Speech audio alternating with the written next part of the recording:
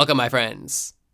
In this video, I'll be discussing section 5.4, which is titled Confidence Interval Coverage. This is a very short section, which is meant to make sure that you understand what is meant by the confidence interval percentage. Confidence intervals can vary, but population parameters are fixed. This is a phrase that you will often see in introductory statistics textbooks, but what does it really mean? Well, suppose that the population parameter, in this case the population mean, for some population is 100. And we're going to go ahead and take a sample from this population, and most likely our sample mean is not going to be exactly the same as the population mean. So we can represent this on a number line. And let's say we're going to go ahead and we're going to take several samples, and for each sample we're going to calculate a 90% confidence interval. And we're going to represent that on this number line. So let's say this is our first confidence interval, and this is the ideal case. We can see that this interval is directly centered at the population mean of 100. So this would mean that the sample mean also is probably 100. And it looks like we have a margin of error of 2. We have 2 units to get down to the lower bound of 98 and 2 units to get to the upper bound of 102. So if we had this confidence interval, our conclusion would be we are 90% confident that the true population mean falls somewhere between 98 and 102. And in fact, we would be correct because the true population mean is 100. Remember, when we're actually calculating the confidence interval, we wouldn't really know what the population mean is. But just for the purposes of this example, we're assuming we do know that it is 100. But not every confidence interval is going to be directly centered at the true population mean. So this could be another case. So maybe this one is centered at 99, which means that our sample mean might have been 99, and we still have a margin of error of 2.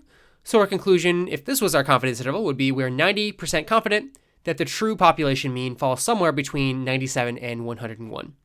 And again, we would be correct because 100 does fall within that interval. Now we know if we are creating a 90% confidence interval, then 90% of the time, or 9 out of 10 times when we create this type of confidence interval, we are going to contain the true population parameter within the upper and lower bounds. But that means that 1 out of 10 times we are not going to contain the population parameter. And that's this red interval on the left-hand side here. So this one ranges from 95 to 99, and it looks like the sample mean might have been 97. So if this is our confidence interval, then we would say that we are 90% sure that the true population mean falls somewhere between 95 and 99. But it happens that in this case, the true population mean does not fall within that interval. The mean is 100 and not between 95 and 99. And we know that reliably this is going to happen basically 10% of the time if we're doing a 95 or a 90% confidence interval. If we do a 95% confidence interval, we could expect this to happen, 5% of the time.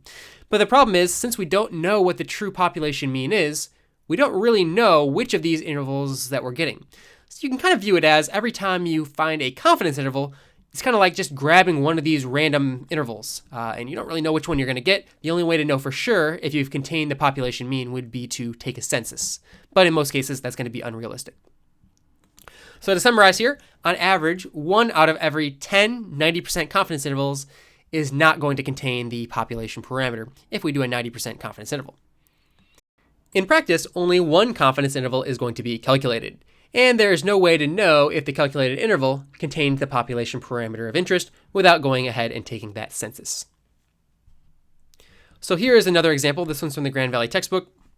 And it says, suppose that the true proportion of all Florida voters who are registered with a minority political party, so not Republican or Democrat, is P equals 0.0281. So this is a claim or a statement about all of the voters in all Florida, the population. Suppose several random samples of size n equals 1,500 Florida voters is taken, and for each sample, an 80% confidence interval is constructed. And the results of this simulation are shown below. So here's what that looks like, kind of similar to the previous slide there. So P equals 0.0281 is the true population proportion this time, and we are creating 80% confidence interval. So we would expect that about 20% of the time we would have an interval that falls outside of, or I guess you'd say doesn't contain 0.0281. And we can see that happened here. Looks like a couple times here. We have a couple ones over here. This one did not contain 0.0281, and neither did this one or neither did this one. So a number of those are not containing the true population proportion. And it doesn't mean that you've done anything wrong on those confidence intervals. You just know that reliably, if you're doing an 80% interval, which is kind of a low percent, then 20% of the time, you're not going to actually contain the true population parameter, whatever it is. So really the whole point of this video is just to reiterate the idea of the confidence level percentage and make sure you know what that means and how that would relate to, several confidence intervals that you might take over maybe the course of a study or throughout maybe your research career. If you're always using 95% and you do 100 studies, then you know that 5% of those might not contain the parameter that you are estimating.